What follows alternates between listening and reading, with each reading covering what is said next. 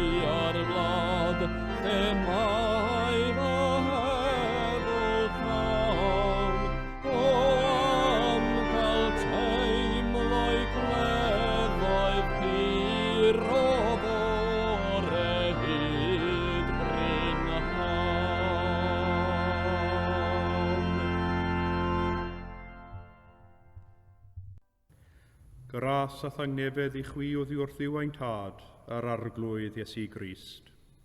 Garedigion yng Nghrist, yr ydym yn presenoldeb y Duw byw a holl gwmpaini nef, i offrym iddo trwy ein harglwydd Iesu Grist, ein haddoliad a'n mawl a'n diolch, i gynyddu mewn gwir wybodaeth o'i gariad mawr tuag atom ac i'w ras gael dwy'n ffrwyth yn ein bywydau. Yr ydym wedi dod i wrando a derbyn sanctaidd a'r Duw, i geisio grymusol nerth yr ysbryd glân, ac i weddio dros ym ein hunain a thros bawb, fel y derbyniwn y pethau hynny sydd rhaid i ni wrthynt yr ein lles a'n daioni. Ond yn gyntaf, cyffeswn ein pechodau, a cheisio gan ein tad, ei fyddeiant a'i dangnefedd.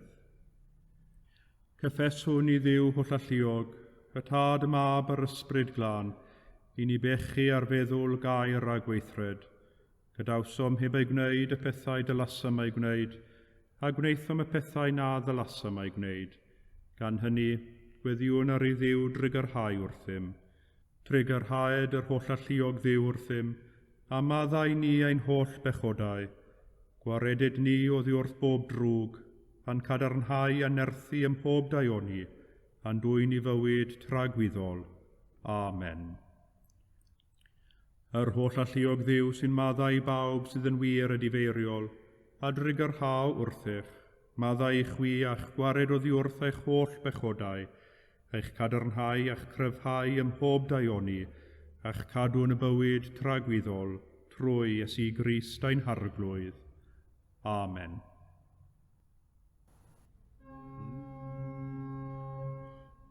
Arglwydd ag orau'n gwefusau, a'n genau a fynegad y foliant. Dyw brosiau'n canorthwyo, arglwydd braserau'n camorth, gogoniau llwyddiant i'r Tad ac i'r Mab ac i'r Ysbryd Glon, megis yr oedd yn y dechrau, y mae'r awr hon ac a bydd yn wastad, yn oes oes oedd. Amen. Molwch yr arglwydd, Molianus fyddo enw'r arglwydd.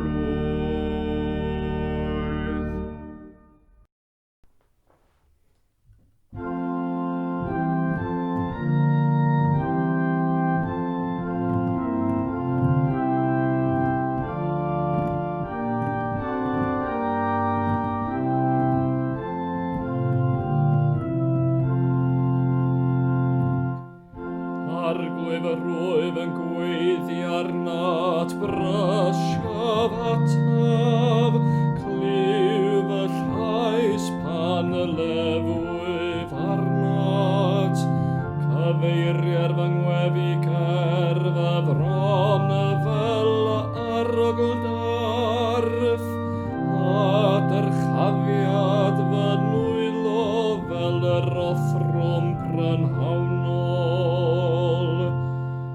Gosod arglwydd cadwraeth o flaen fy ngenau, cadw ddrws fy ngwefusau, na ostwng fy nghalon at ddim drwg, i bwriadu gweithredoedd drygion i gyda gwir a weithredant anwiref, ac nad i mi fwyta o'i danteithion hwynt. Cured y cyfian fi yn garedig a cherafed fi, na thored eu holew pennaf hwynt fy mhen, canis fy ngwefi fi feto yn ei drygau hwynt, pan dafler ei barnwyr i lawr mewn lleoedd caregog, clwyant fy ngeiriau canis melyd hydynt. A mae ein hesgyr na'r wasgar ar fin y bef, megis un yn torri neu yn holli coed ar y ddeiar. Eithir arna ti o arglwydd Dduw y mae fy llygaid, yno ti y gobeithiais, nad fy henaid yn y ddi am y gelef. Cadw fi rhaid y ffaglas o dasant i mi, a hoen yna'i gweithredwyr anwiref, cyd gwymped yr rhai aniwiol yn ei rwydau ei hun, tra'r elwy fi heibio. Ogoniant i'r tad ac i'r mab ac i'r ysbryd glân, megis yr oedd yn y dechrau, a mae'r awr hon ac a bydd yn wastad, yn oes oes oedd.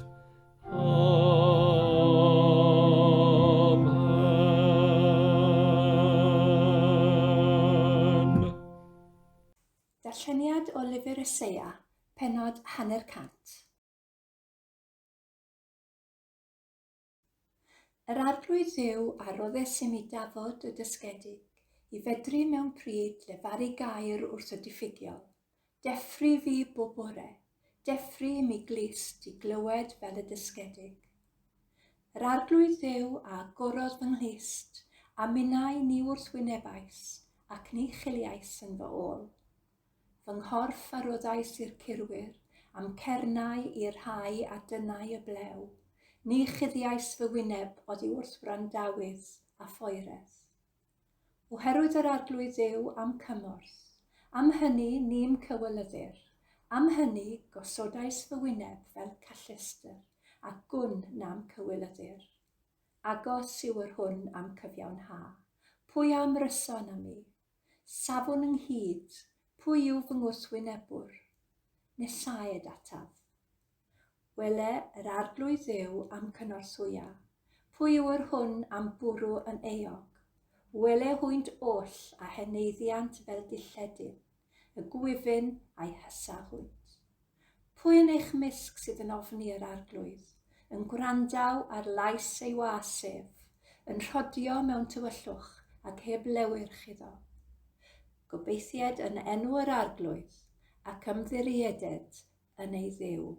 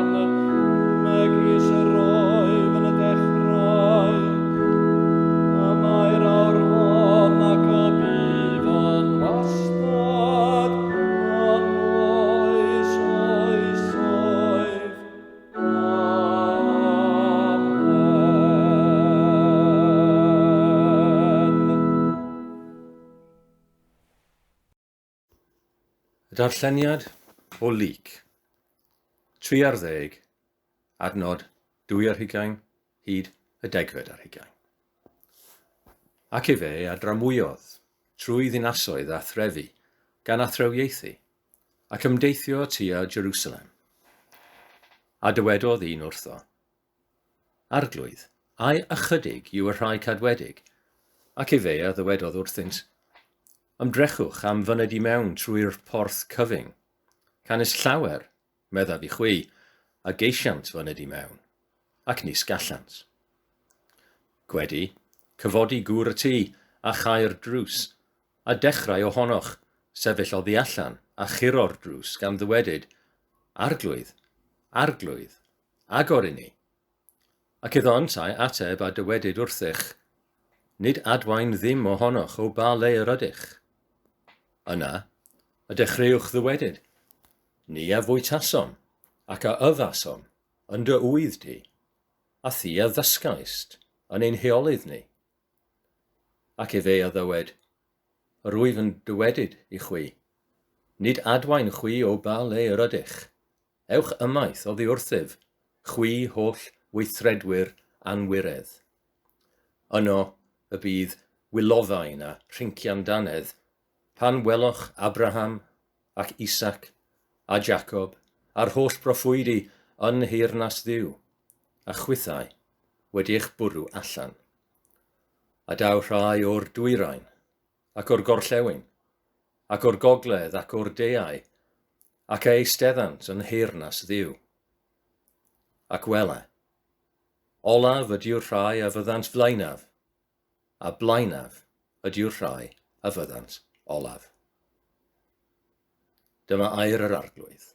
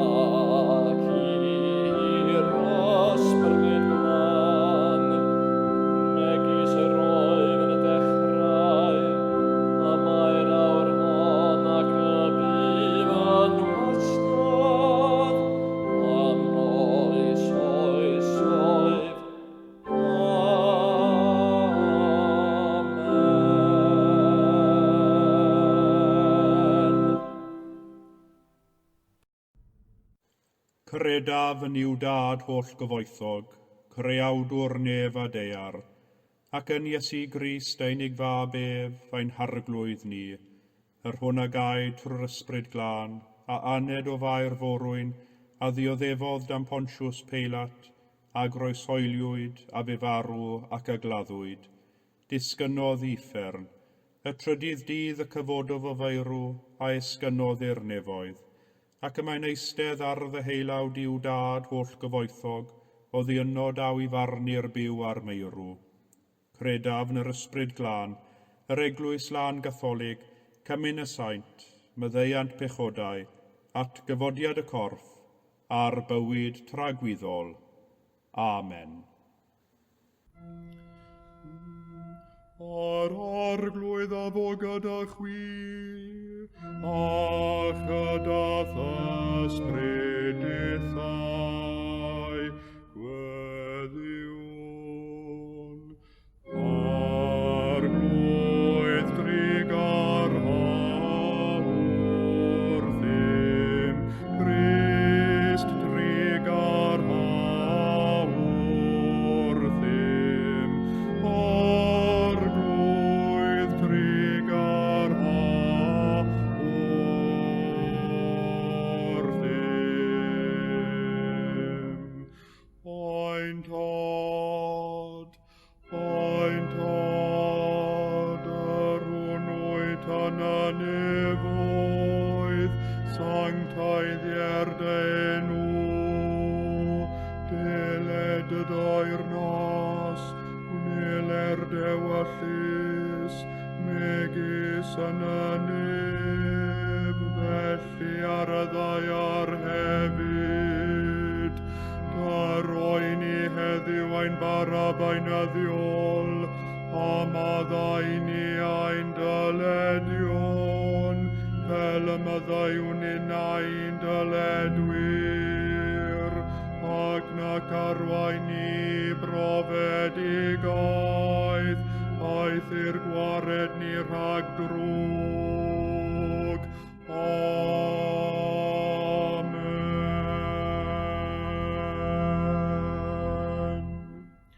Arglwydd dangos dy drigaredd arnom, a chaniatau ni dy iachawdwriaeth, gwisg dy wain i dogion ag iawnder, a gnad y ddewis bobl yn llawen,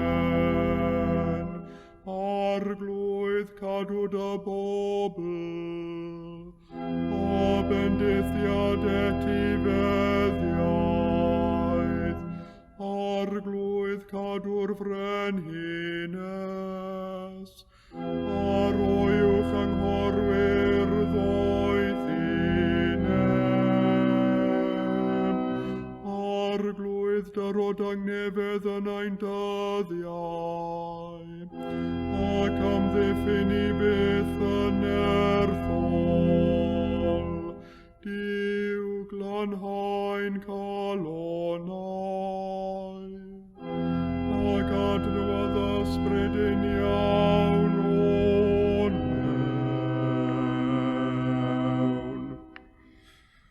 O Dduw a'i nodded anerth ac awdur pob diwioldeb, gwrando'n ebrwydd weddiau dy ffiant dy eglwys, a chaniatau'n i dderbyn yn gyflawn yr hyn a ofan nhw'n yn ffyddlon, trwy Iesu Grist a'n harglwydd. Amen.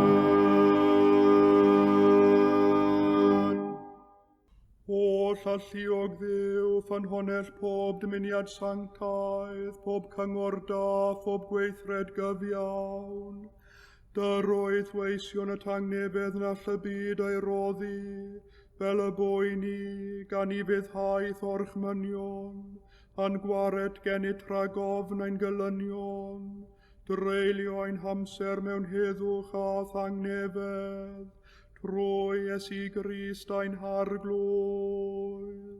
Amen.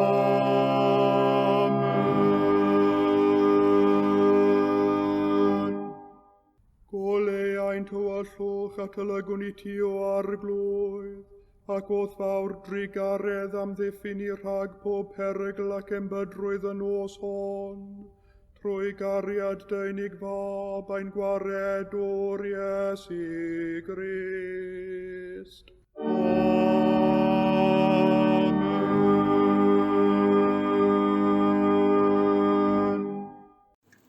Grist Iesu, galw'n ar dy enw am i ti fod gyda ni. Nid ydym byth ar ein pennau'n hunain, byth heb gymorth, byth heb gyfaill, a mae'n bod yn trigo yn o ti a thithau yn o'm ni. Er i ni gerdded trwy ddyffryn tywyll di, nid ofnwn niwed, canis yr wyt ti gyda ni, dy wialen a ffon am cysirant.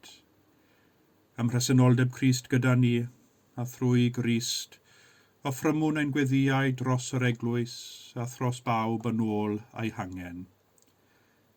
Ac wrth i ni feddwl am yr eglwys yr ydym ni'n aelodau ohoni, yr eglwys fel sefydliad, yr eglwys fel adeilad. Cofiwn mai ni, bobl, yw'r wir eglwys, a Christ yn ben arnom. Gofynnwn am arweiniad yr ysbryd glân yn ystod y cyfnod hwn, fel y gallwn ni fod yn feini bywiol, ac yn offeriadaeth sanctaidd, wrth i ni geisio byw ein galwedigaeth. O Dduw y posibiliadau, deiwn atat a dwylo agored, gan geisio dy ras wrth i ni hyrwyddo dy waith yn y gymuned hon. Bydd yna'n plith wrth i ni hybu ein gilydd yn yr ymdrechion hyn. Rwy ni ymwybyddiaeth o'r newydd o'th nerth, fel awdur popeth sy'n ein cyffroi. Ysbrydolau'n mawl, trwythau'n trafod, goleiau'n meddyliau, byw ha ein dathlu. Cymorth ni fod mewn ffyrdd newydd a beiddgar yn eglwys yng wir ystyr y gair, gyda'r neges o gariad a gobaith i'n cynnal a'n cyfeirio, trwy Iesu Grist ein harglwydd. Amen. Ym mhresenoldeb Crist, canolbwyntiwn ein meddyliau ar broblemau'r byd, yn enwedig heno ar y gwledydd sy'n cael effeithio'n enbyd oherwydd a'i cyfundrefnau gwleidyddol unben neu ansefydlog. Gwledydd lle mae tlodi a newyn yn rhemp oherwydd llwgrw o brwyo a diffyg ofal o'r amgylchedd. Gwledydd sydd â'i bryd a'r elw heddiw heb unrhyw ystyriaeth a myfori. Dyma ddasiad o weddi St Francis o Assisi. Tregarog Dduw, cyflwynwn i ti anghenion yr holl fyd, lle bo casineb rho gariad, lle bo camwedd rho fyddeiant, lle bo amheuaeth rho ffydd, lle bo anobaith rho obaith, lle bo tristwch rho lawenydd, lle bo tywyllwch rho oleuni. Caniatáu ni geisio nid yn gymaint i gael yn cysuro ac i gysuro, nid i gael ein deall ond i ddeall, nid i gael ein caru ond i garu, oherwydd trwy rhoi y derbyniwn, trwy faddau y meddeir i ni, a trwy farw y genir ni fywyd tragwyddol, trwy Iesu Grist ein harglwydd. Amen.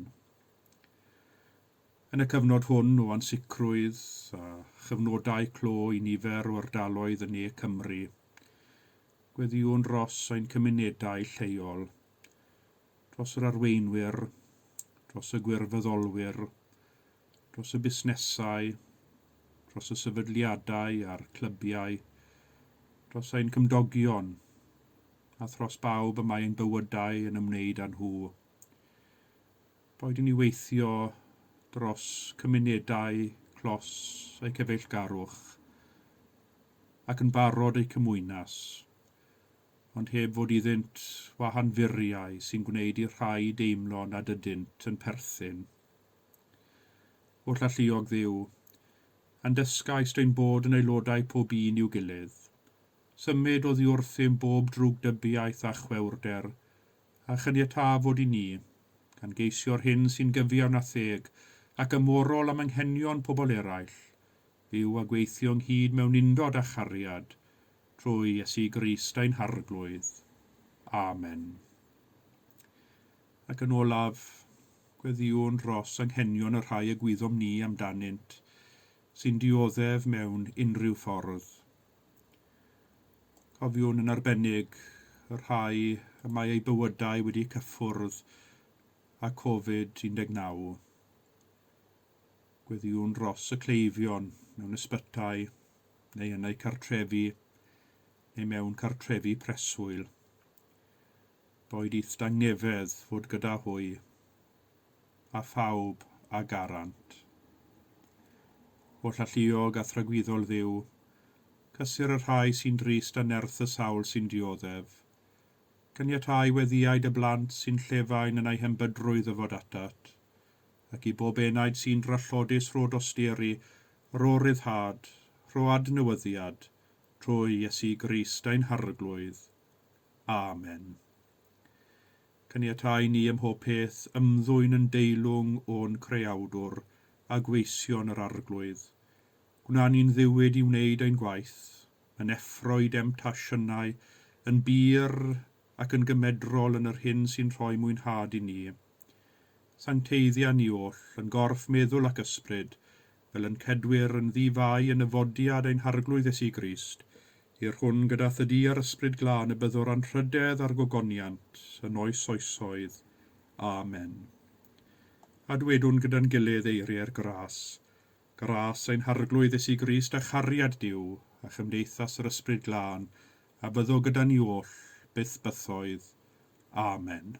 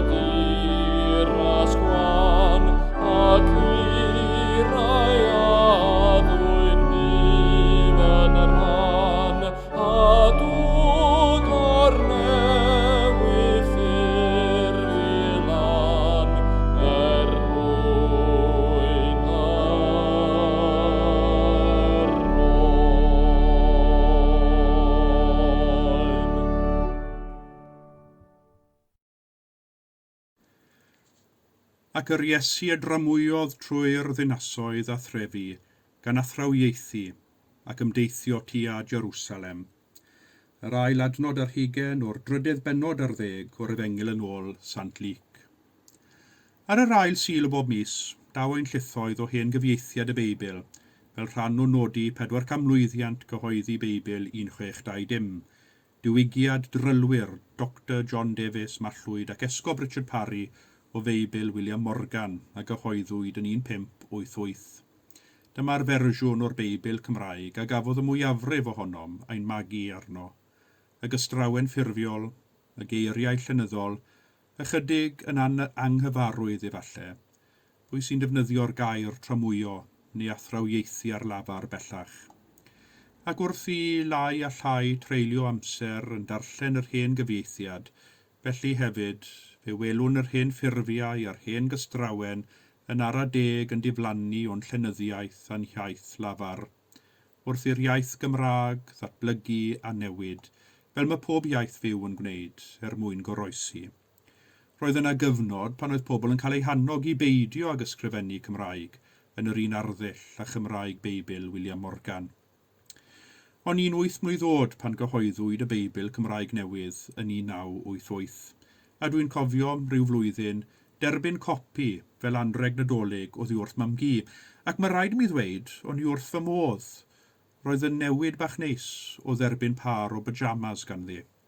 Y Beibl Cymraeg Newydd yn ei siaced dwst eiconig, y coch a'r gwyrdd a'r groes aur. Mae'r Beibl gen i fo hyd.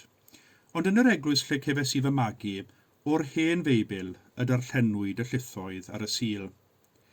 Wrth edrych yn ôl, mae'n anodd credu cymaint oedd y gwrthwynebiad i'r cyfieithiad newydd. Nid pawb oedd yn hapus.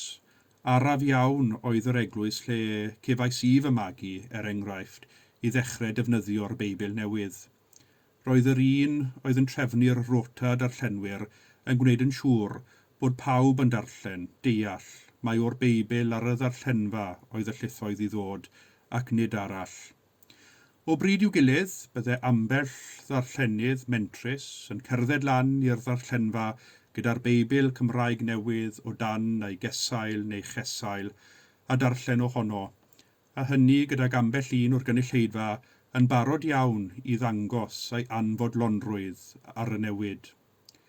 Roedd rhywun wedi hyd yn oed bod mor garedig a roi copi o'r Beibl Cymraeg Newydd i'r eglwys a'i osod ar y ddarllenfa nesaf at yr hen, ond diflannodd y Beibl Newydd yn go handi, does neb yn siŵr i ble. Sdim un lle fel eglwys.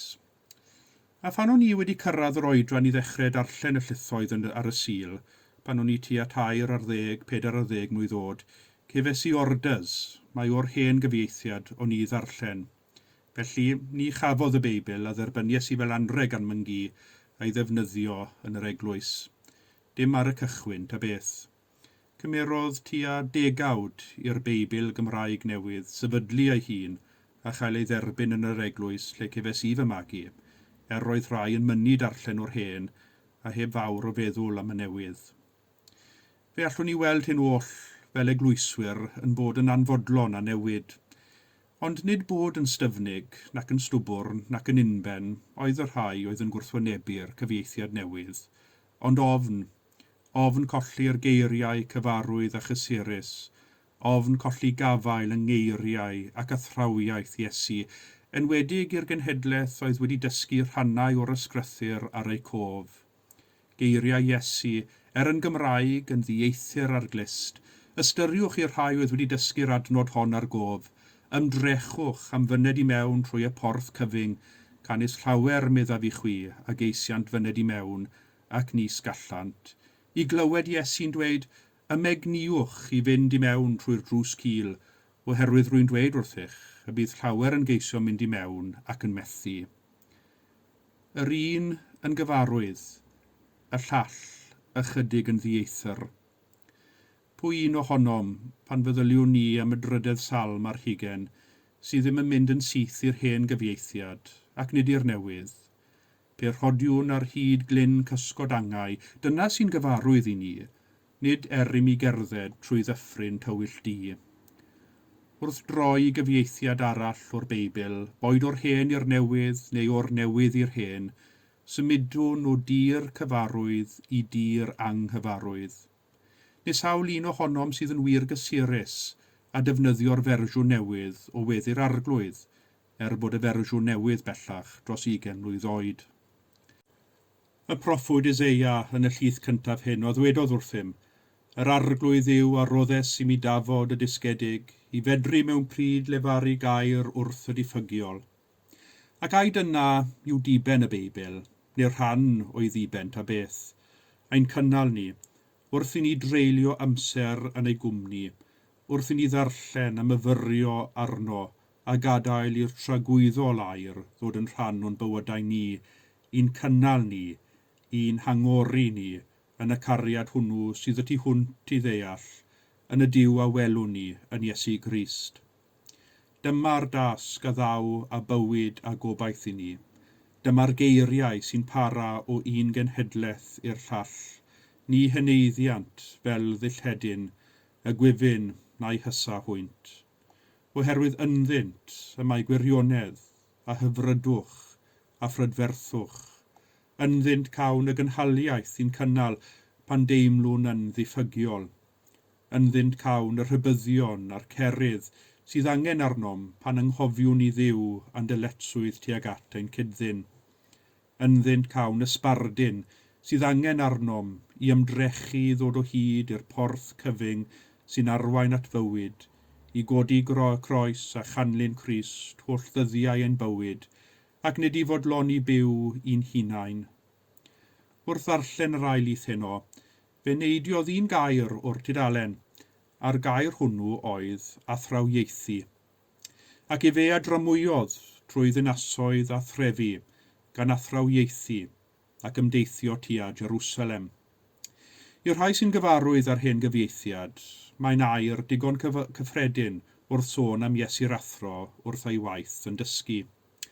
Ond wrth ddod yn ôl i'r gair o'r newydd heno, fe ddechreuais i feddwl pam dewis y gair athrawieithu yn lle dysgu, ac fe bwriais i ati i wneud ychydig o ymchwil.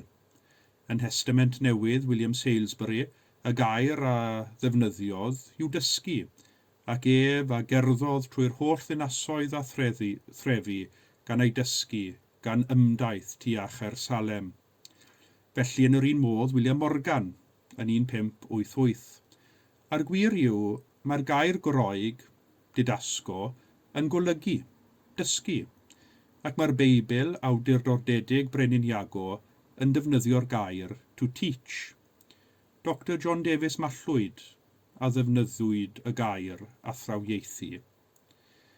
Efallai cyfeirio mae'r gair athrawieithu i natur y ffordd yr oedd Iesu yn dysgu.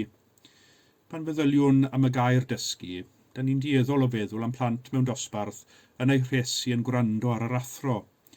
Ond dull gwahanol iawn oedd i ddysgu yng nghyfnod Iesu. Nid i blant yn unig oedd y tasg o ddysgu, ond roedd i bawb o bob oedran. Nid mater o wrando ar yr athro'n unig oedd dysgu, ond hefyd dadlau gyda'r athro, gwrando, holi cwestiynau a dadlau. Dyna'r dull o ddysgu oedd gan Iesu. Troion, fe clywon ni sôn am eraill, yn dod i holi gwestiynau ac yn dadlau gyda Iesu. Nid mewn ffordd bygythiol, ond fel ffordd o enghanu gwybodaeth, dod i adnabod y gwirionedd a dysgu byw. Nid yr athro sy'n gwneud y gwaith i gyd. Mae disgwyl i'r disgybl fod yr un mor barod a'i ymrwymiad, yr un mor barod a'i ymateb. Ydyn ni'n treulio digon o amser wrth draed Iesu ac yn gwrando arno yn athrawieithu, wrth ddarllen y Beibl ym mha bynnag cyfieithiad. Ydyn ni'n barod ein cwestiynau? Ydyn ni'n barod ein dadlau? Ydyn ni'n barod i wrando ar y gwirionedd tragwyddol sy'n herio ein gwirionedd personol ni?